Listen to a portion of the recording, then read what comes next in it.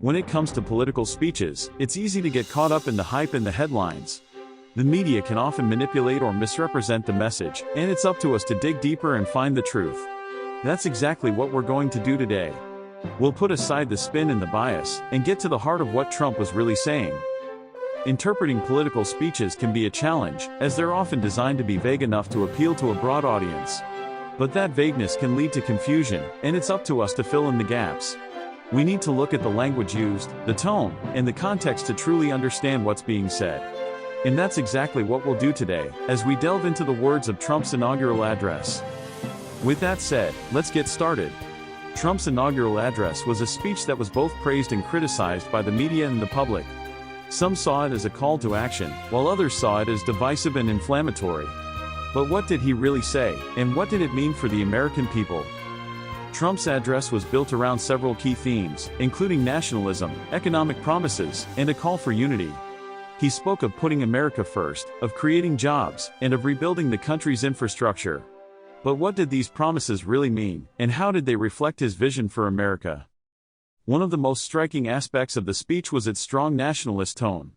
Trump spoke of America as a nation that had been forgotten, and promised to restore its greatness. He talked of rebuilding the country's infrastructure, of creating jobs, and of putting America first. And at the heart of this message was a call to unity, a call for Americans to come together and reclaim their country.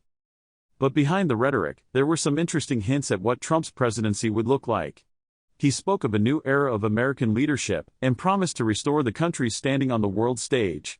He talked of rebuilding the military, of creating new alliances, and of taking on the Washington establishment.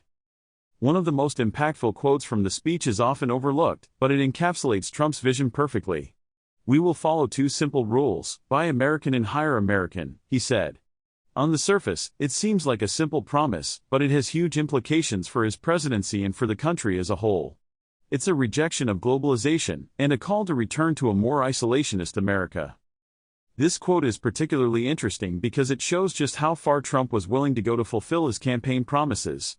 He was willing to challenge the status quo, to take on the establishment, and to create a new era of American leadership. And this quote, more than any other, shows just how committed he was to putting America first. So what did Trump's inaugural address really say about his vision for America? It said that he was committed to putting America first, to creating jobs, and to rebuilding the country's infrastructure. It said that he was willing to challenge the status quo, to take on the establishment, and to create a new era of American leadership. And it said that he was committed to unity, to bringing Americans together and reclaiming their country. In summary, Trump's inaugural address was a complex and multifaceted speech that said a lot about his vision for America. It was a call to action, a promise to put America first, and a rejection of globalization.